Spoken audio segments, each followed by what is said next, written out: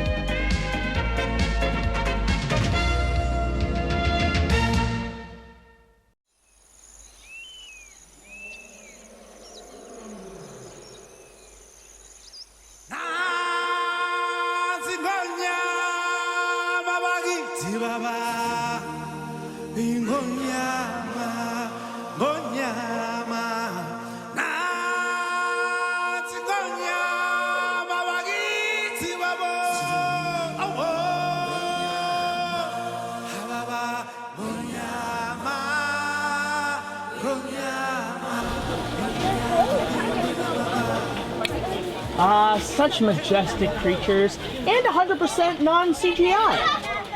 Oh, hey guys, it's BigJackFilms here, and welcome to another review.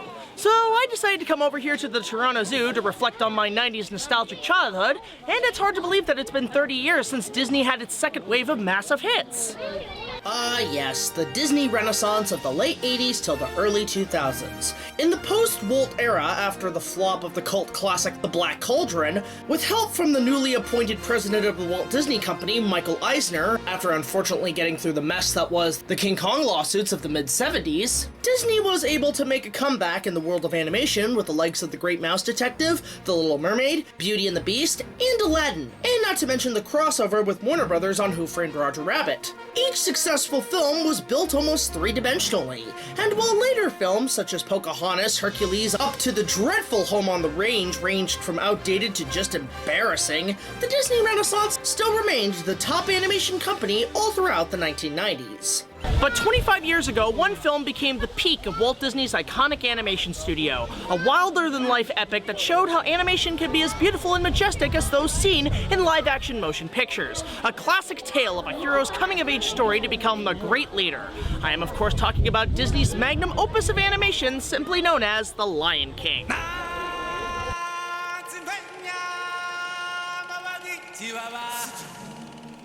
So, what's the story of this beloved classic? Well, in an untouched universe in the wilds of Africa, we open with... And I remembered why I love this movie so much. In fact, it's a lot better than their original track.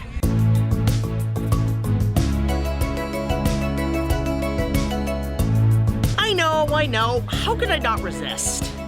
As we see the magnificent animal kingdom gather upon the natural fortress of Pride Rock, gathered to see the reveal of their future king in the form of a young lion cub named Simba, the newborn son of King Mufasa, voiced by Darth Vader himself, James Earl Jones. Okay, as long as he doesn't come back as Hayden Christensen, I think we're good with this movie.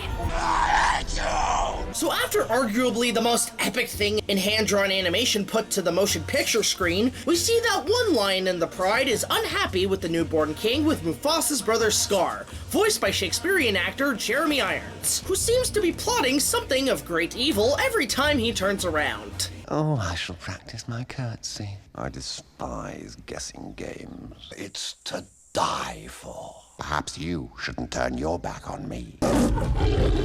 Is that a challenge? Well, when you're named after something I'm sure your brother punched you in the face for, I don't blame him for looking so suspicious. Bad back, you know. So Simba grows into an adorable lion cub, 90s kid voiced by Jonathan Taylor Thomas, as he learns the ways of the kingdom through his father. But during a play date with his best friend Nala, the two cubs are ambushed by a pack of hyenas, one of which being voiced by Whoopi Goldberg. I got one. Make mine a cub sandwich. What do you think? Something tells me she'll end up doing more voice acting in the future. When you lose the fight, taking the medal ain't right. Ah! No! I'd rather keep her on the Universal Studios tram tour! This is not good. So it turns out the hyenas have formed an alliance with Scar, who plots a vile revenge to take over the kingdom. During a prowl through Antelope Gorge, Simba's roars echo through the gorge as something strange begins to happen. And honestly, I wonder what the hell the surprise could be. It could be anything. A birthday party, a direct-to-video sequel, a trip to Disney... Okay, why is the ground suddenly shaking like an animated movie? Genie, you know what's going on? Wait, what?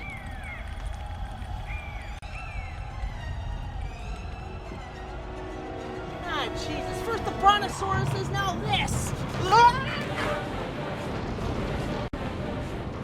So Simba is suddenly in the path of a deadly wildebeest stampede as Mufasa saves his life, only to lose his own in a deadly betrayal.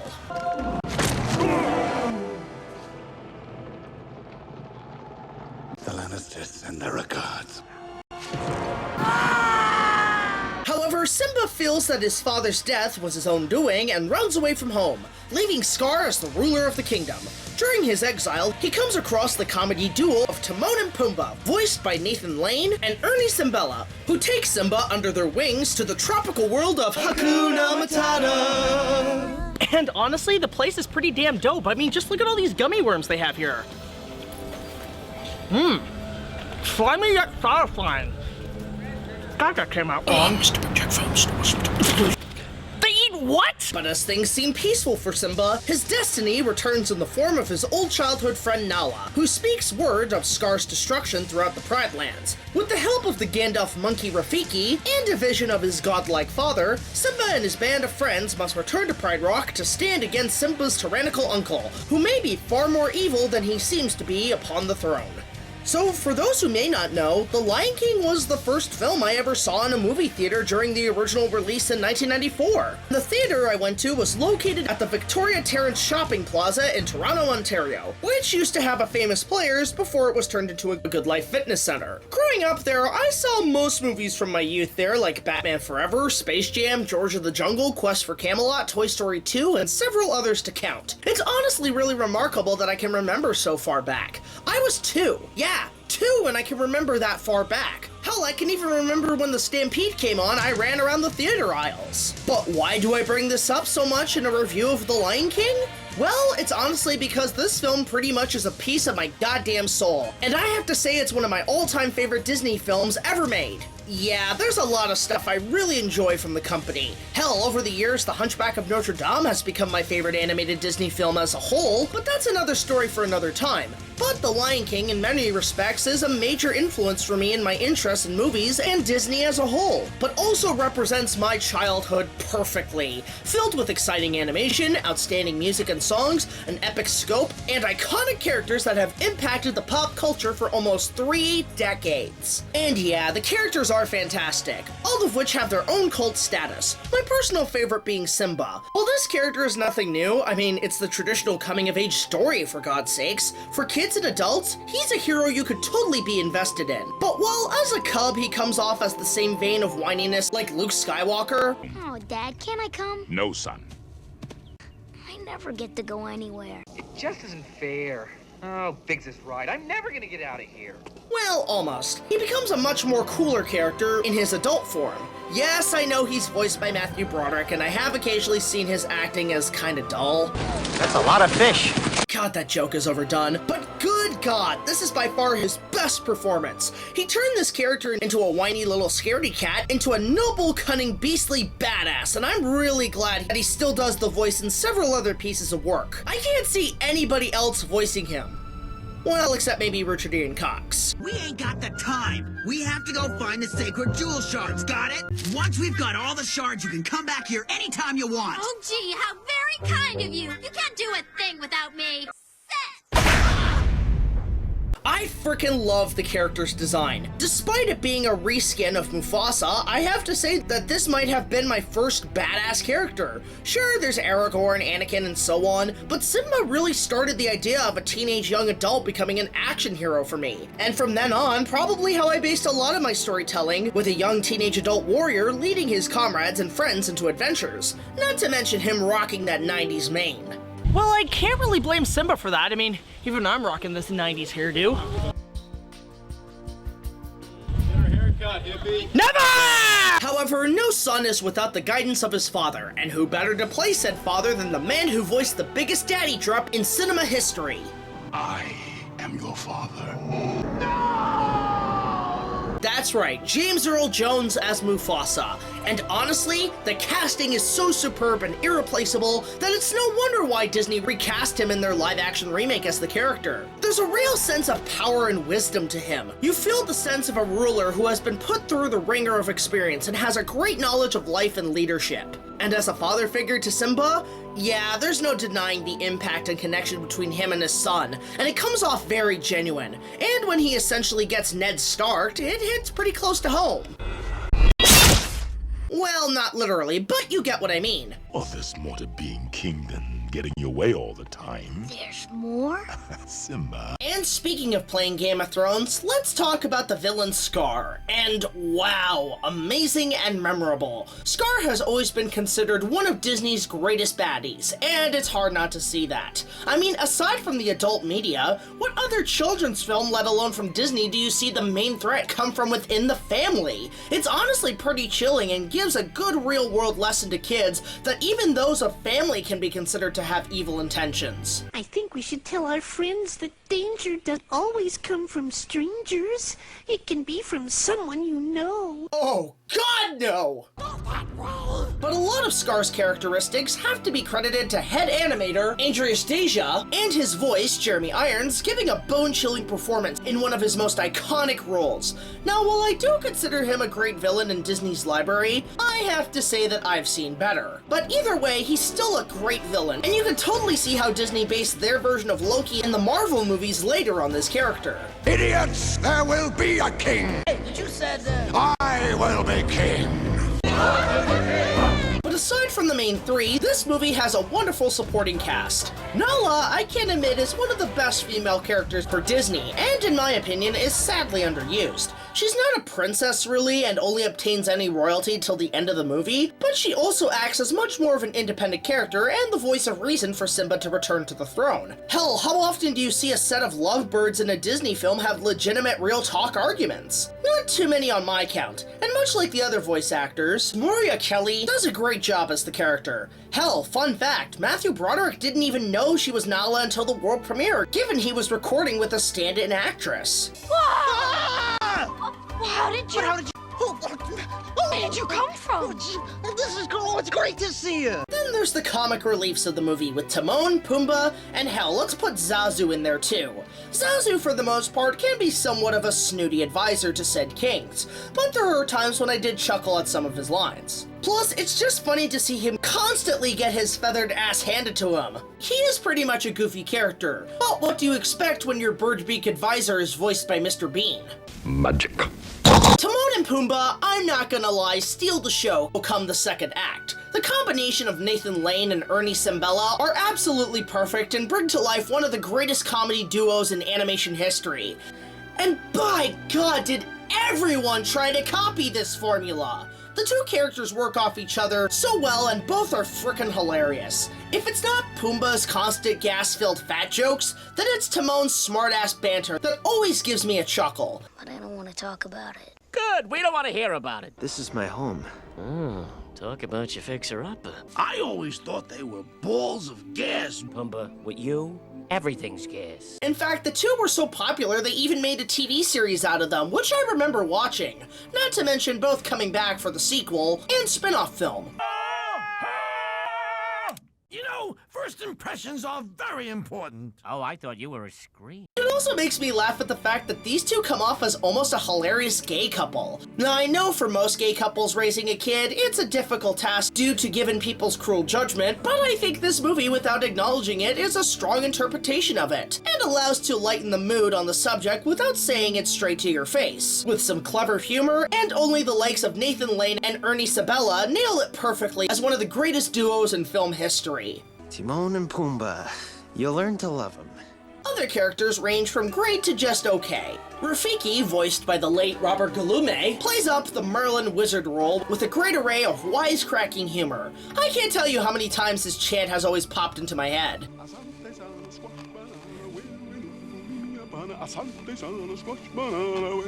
In fact, let's see what the real Rafikis think of this chant. Asante sa squash banana weena beena beena boo. Asante sa squash banana weena beena beena. That's disgusting. Oh well, it's all in the past. It's also an awesome sight to see a wise wizard-like character go from a person of odd guidance to a full-blown senior mutant ninja monkey. Senior mutant ninja monkey, senior mutant ninja monkey, senior mutant ninja monkey. Baboon's doing kung fu, monkey power. Who's the monkey? However, other characters such as Sarabi and the hyenas, while memorable and do have some fun moments, aren't really my favorites. Sarabi doesn't really add much to the story, and the hyenas are as interesting as the putties from Power Rangers. Aside from Ed. Everyone loves Ed. I'm a woodpecker! Except with dirt. Now, characters can be exciting and all, but how does the story hold up? Well, when watching it several times growing up on those old white clamshell VHS tapes, I always thought it was its own original thing, which made me love it even more. But it wasn't until I became more curious in the making of the film that I bought the special edition DVD and found out it was based on stories like Hamlet and Moses, as well as several allegorical tales and messages. And not to mention kinda ripping off Kimba the White Lion. I know there's a whole controversy on that, and to be honest, because I never grew up with Kimba the White Lion, I really have no say in the matter. It doesn't matter. Hakuna Matata. What? But now that it's out there with more exposure, does the story still matter and hold up more of an impact? Well, yeah. Even if it took a story that has been told for centuries, it gives its own twists and turns on it. So yeah, I still love the story with its themes of family, betrayal, loss, revenge, and redemption. There's also a ton of great iconic moments in the film, from the opening Circle of Life.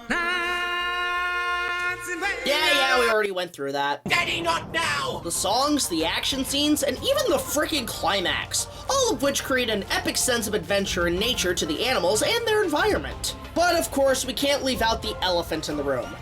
No, not the elephant graveyard. I'm talking, of course, about the fate of Simba's father, Mufasa. This scene still gets to me emotionally, even more so now. You watch this scene and you might even think of your own father. I don't know why, but when a parent or pet dies in a movie, it's always an urge to me to find my own and hug them. This scene is not only a traumatizer for kids, up there with the likes of Artax's death and Bambi's mom, but has a massive shock to adult viewers. This isn't an off-screen gunshot. No, you see the character's death in full view, body and all, and it's honestly kind of upsetting visually. Sure, there's no blood or broken bones to be had, but the impact is still there, especially for those who lost fathers of their own. Dad, we gotta go home. I'm not crying. You're crying. This didn't impact me as a child. It totally didn't. Oh, Daddy, I love you. Damn, this movie's got balls! For a lot of the filmmakers, this scene resonated for a lot of them, and each gave their own creative input on the moment. One of the things we wanted to do was to dedicate it to our fathers, to all fathers, which I thought would be a nice idea. As for the animation, what can I say? It's Disney at its finest hour. The best they probably ever did. The designs, the backgrounds, the environments, it's absolutely beautiful to view from the eye. It's almost like Africa came right out of the painted line, and that's to be expected since the production team did make a wonderful trip to the equator to explore its wildlife and culture to incorporate into the film. Hell, they even managed to bring in live lions to the animation studio for the animators to sketch out and create the characters. Now granted, Disney has done that before, all the way back to the days of Walt, but you can imagine how fascinated, but also shit-pants insane this is for the animators. I mean, granted, I've worked with my fair share of wildlife from alligators, monkeys, elephants, and tigers, but there's still a fear that this could go wrong at any moment in the back of the mind. Luckily, the animals were well behaved that day, and thankfully this didn't end up being an animal film like Roar. You're talking about a lion. Lions eat guys like us. In terms of the backstory to this project, after a stream of successes for Disney in the late 80s and early 90s, from The Little Mermaid, Beauty and the Beast, and Aladdin, several animators and storytellers had different ideas and projects in mind for their next big hit for the studio, two of which pitched a concept for a film originally titled King of the Jungle. And with a generic title like that, it could apply to more than just lions. When I'm king, what'll that make you? A monkey's uncle. However, the original pitch of the story was basically Bambi in Africa, which in of itself sounds like a retrending and kinda stupid. Hell, a lot of the studio wanted to just skip the idea and go directly to Pocahontas because they felt that was gonna be the big movie. And boy, was that a huge historically inaccurate mistake. That's the stupidest thing I ever heard. But thankfully, as the story progressed and the script changed, they settled on a ton of themes and ideas to create a great story. Yeah, sure, it's a coming-of-age tale we've seen many times before in Disney animation, but this film, like I said, took more of the stories such as Moses or Shakespeare, most notably Hamlet as the main inspiration. And with a splice of personal themes of fathers and sons, directors Roger Allis and Rob Minkoff gave a heartwarming and epic story that became iconic in of itself.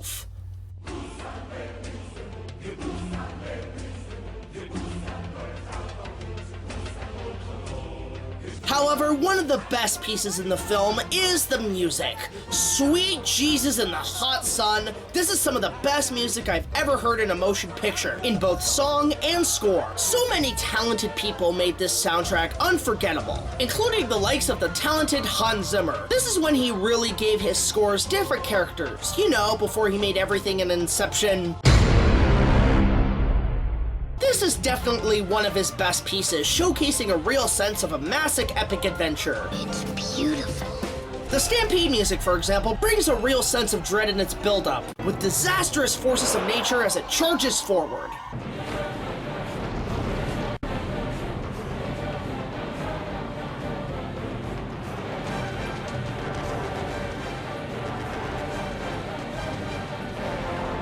Man, this music could go to anything. Watch!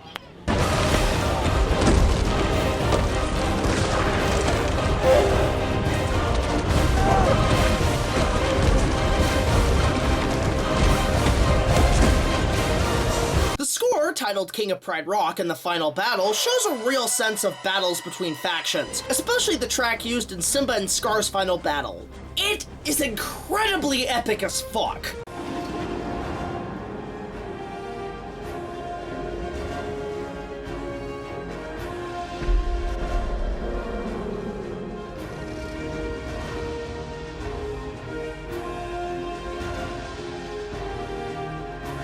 Or how about the little chant where Simba is chasing Rafiki through the fields of Hakuna Matata? Hey, wait!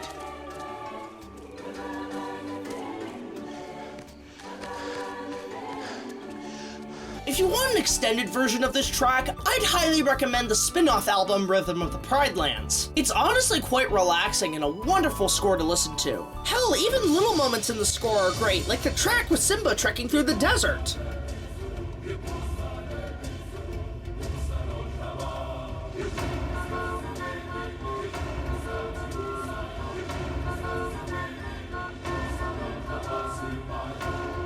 Man, this score can go to goddamn anything. Isn't that right, Timon? Pecans with a very pleasant crunch. Yeah, you know what? You're right. I'm getting hungry too. It's time for lunch, folks. But I eat those grubs.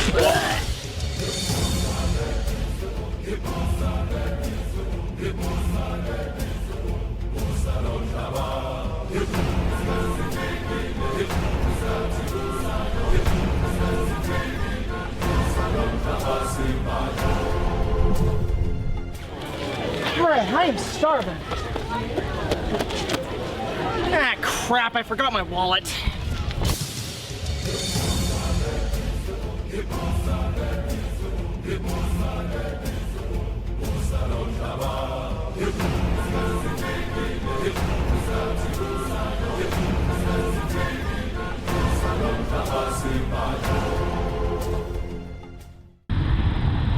Where is it?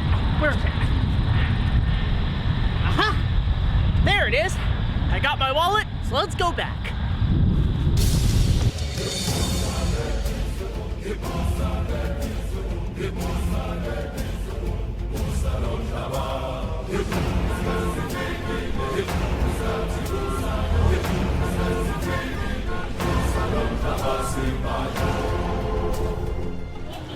Alright, finally, it's a... Shit, I had coupons!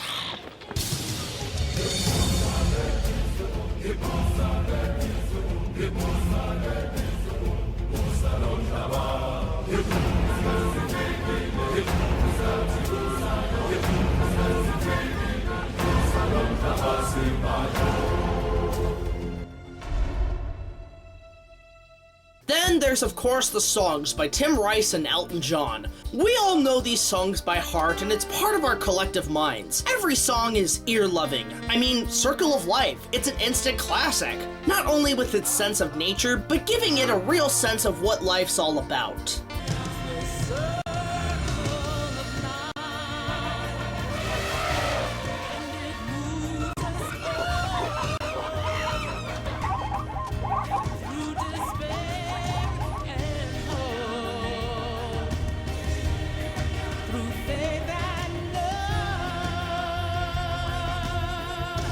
Be Prepared, while a great villain song, is alright at least. However, it shows a sense of menace and scheming. I know it sounds sordid, but you'll be rewarded when at last I am given my dues. And injustice deliciously square. Be prepared. And how about Hakuna Matata? Well, for me, this song represents a great escapism from modern society and into a world of tranquility. It means no worries for the rest of your days. It's our problem-free philosophy. Hakuna Matata. It's a song that can be represented as a vacation. Plus, there's this iconic visual.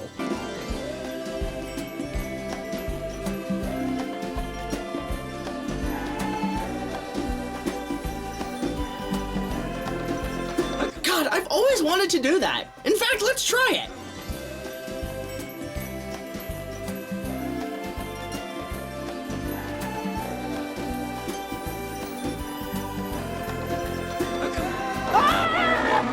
I was done with this King Kong bullshit. Like I said, let's get going! However, my favorite, honestly, is the Twitter-pating track Can You Feel the Love Tonight? Elton and Disney's version are an example of musical beauty. This is definitely Disney's crowning achievement in their love song category.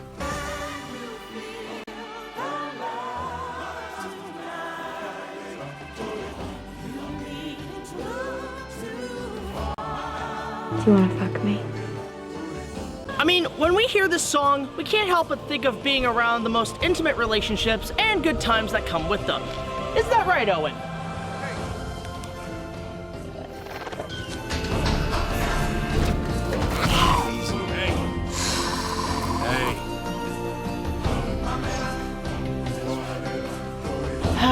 Their love is a love that will never be.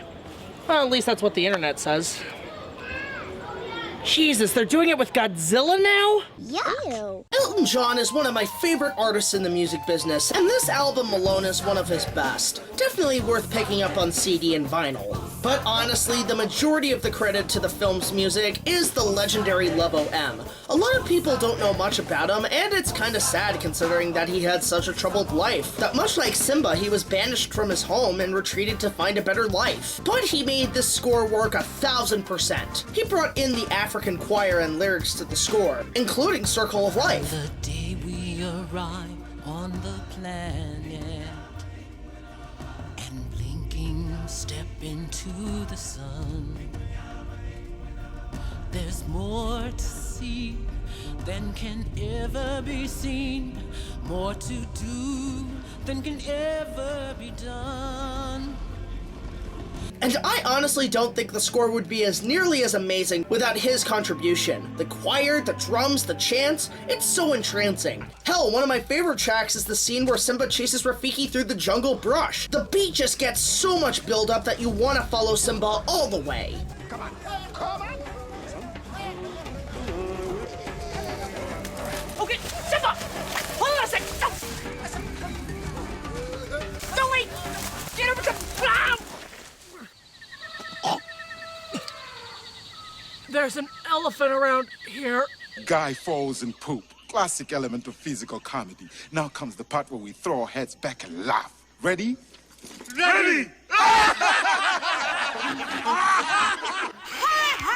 Oh, ha ha, guys, very funny.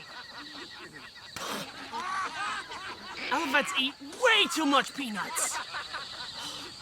Lebo has even gone into more work for Disney, including extended albums, musicals, and even helped the late James Horner in scoring Mighty Joe Young, which in of itself, including the remake, are sadly underrated. With the music and animation, this movie really sparked my interest in African culture. I can't tell you how much I want to go to Africa because of this film's art form. It's definitely on my bucket list. But even traveling to the likes of the tropical areas of Florida and even Cancun, Mexico, the tone can fit anywhere in terms of traveling to a lush, hot jungle environment. The ending is also an amazing feat. The big epic battle is, of course, one of Disney's finest, up there with the likes of Sleeping Beauty and The Hunchback of Notre Dame, as well as the final battle with Simba and Scar, which is just so goddamn amazing to watch. Seriously, buy the largest TV possible, turn off the lights, louden up the volume, and enjoy the best cat fight you'll ever see in a motion picture. And to see the film's happy ending, it's almost tear-dropping to watch. Simba's climb to his throne to this day still gives me the chills.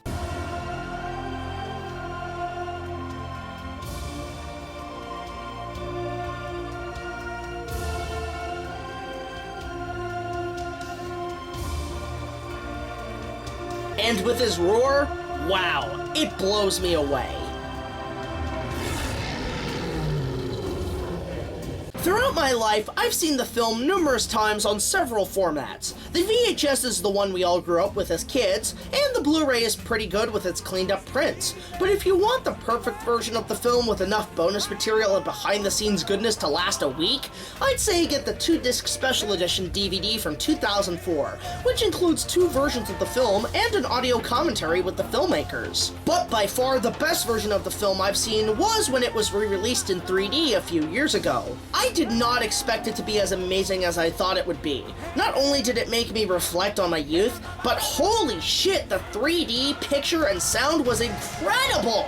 It was so crystal clear that I saw things in the background that I never noticed before. You could swear that they added stuff in, but actually it turns out they did. Some of the animation from the original release had actually been replaced or reanimated. I know it's a minor nitpick and some other people have mentioned this, but it's worth bringing up. I mean, who did this special edition? George Lucas?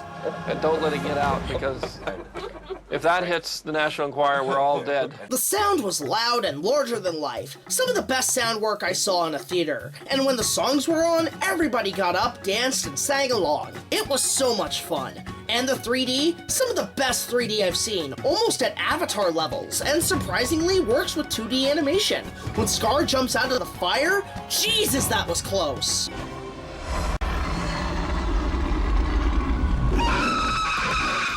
So overall, the re-releases have held up over time. Minus skipping the morning report on the special edition.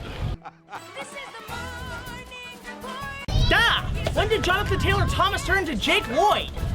Well, speaking of the morning report, we can't forget about the iconic Broadway musical, which in of itself gives a greater and impressively visual incarnation of the story. I had the privilege of seeing it as a kid at the Princess of Wales Theatre here in Toronto. And what can I say that has not been said? It's incredible. One of the best staged productions I've ever seen. The sets, the designs, the costumes, the musical numbers, it's one of the best the musical theater has to offer. If it's ever in your hometown, go check it out while you have the chance. And while it had a limited run here at the Princess of Wales Theatre in Toronto, the original show came out in 1997 in New York City. And it's been here ever since. Oh hi, me from 6 months ago filming a new King Kong review. How's the weather down there? Well, aside from the piss poor rain, it's not too bad out here. Alright, well you enjoy yourself and I'll catch up with you down the road in the future. Alright, take it easy, man. What a handsome man. So with all that being said about the original Disney animated classic, is there anything negative to say? Well, with the massive success and popularity of the film, the movie spawned a franchise right away. The first being the Disney Afternoon spin-off series Timon and Pumbaa, which didn't leave much of an impact on me given it was a knockoff of shows like Ren and Stimpy. But the only episodes I do remember is whenever Simba showed up, given he was my favorite character. Eddie, be on our side! I am on your side.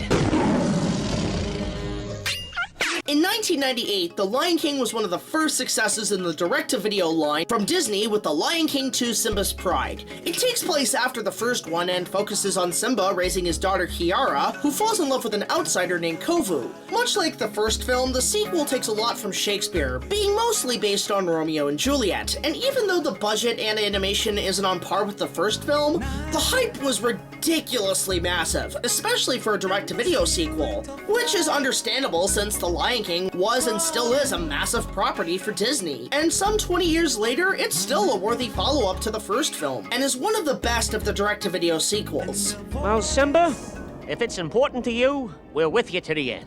In 2005 came The Lion King 1.5, which for some teased the concept of a third film, but I guess given they didn't know how to follow up 2, they pretty much decided to make the film a spoof of the first by telling the story from Timon and Pumbaa's perspective. And despite some corny lines and jokes, I still found it a fun comedy for kids and adults. Yet for some fans, this isn't what they wanted for the next installment, and a couple of years ago, they sort of got it with the television series The Lion Guard, which, to be fair, looked nice, but it wasn't enough to interest me, and I never sat through it minus a few trailers, but from what I've heard, it's a mixed bag for some. Hey, it's okay. Aside from the Broadway musical, The Lion King also found successes outside the movies and TV with a few attractions at Disneyland parks. It's a small world after all. No, anything but that. The first being the now closed Circle of Life and Environmental Fable at Epcot Center in Florida, which was pretty much an IMAX-esque educational show about the environment. Granted, the animation is on par with the original, but the show did something interesting with the mythology where it turns out current humans do exist in this universe. Which also makes no sense since this seems to take place in Africa sometime before the times of ancient Greece, given this Easter egg in Hercules. You want to go to Olympus, don't you? Yeah, but this stuff doesn't seem to be getting anywhere. Yeah, in terms of the continuity, the vast amount of spin-off pretty much exists in separate alternate universes that separate themselves from the original film. Really? Most of the Lion King attractions were mostly based in the Orlando Disney parks with the likes of The Legend of the Lion King at Fantasyland. I remember seeing it as a kid and I thought the puppets were very impressive, but unfortunately it closed down a few years ago and I've never thought about it since. But a lot of the influence of The Lion King is mostly based at Disney's Animal Kingdom, which with the majority of its marketing pretty much pushed it as an entire Lion King theme park in of itself.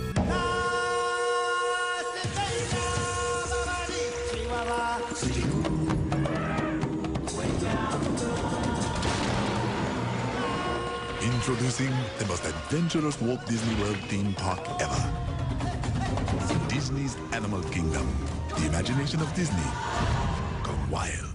But aside from the Tree of Life and some African pavilions, the only attraction based on the film is Festival of the Lion King, which is pretty much an indoor Mardi Gras, which, let's be honest, is kind of boring in my eyes. I tell you, Pumbaa, this stinks. Oh, sorry. Not you, them.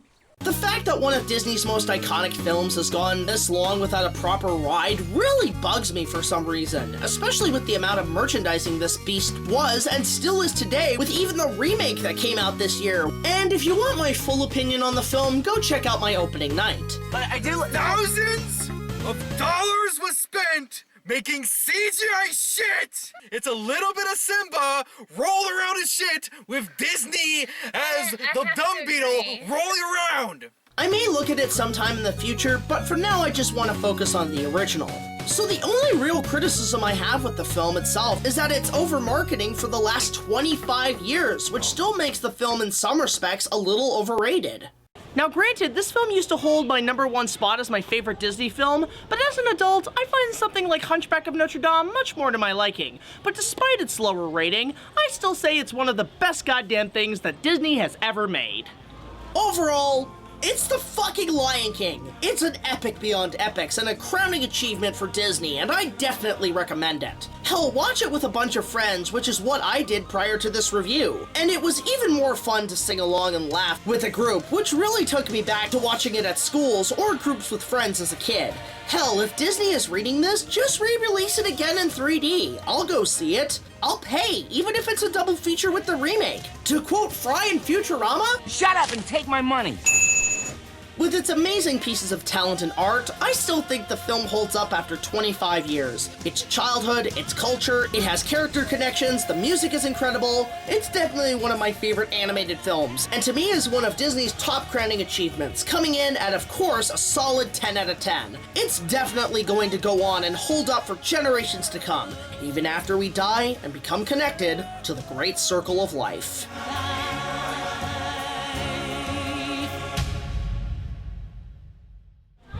But of course I want to hear from you. What is your opinion on The Lion King and its legacy it's left on the world? Let me know in the comment section below. So until the next video, be sure to like, comment, subscribe, and I'll see you guys later. This is BigJackFilms signing off, and for now, it is time.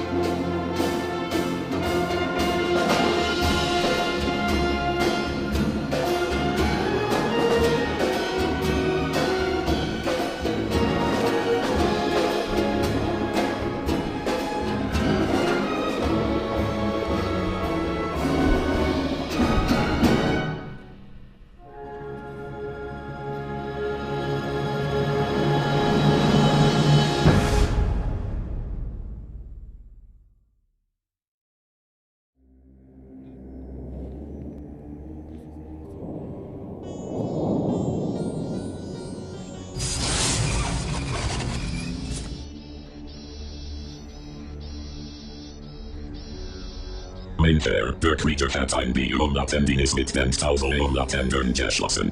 Am Serstlongeben, das Szenenumlat-CH der Schritt in Richtung Gotham Jeven Word. Our list of allies grows thin. Then perhaps it's time to call upon someone more powerful. Prepare the Morphing Grid to reach contact with the United Alliance of Evil.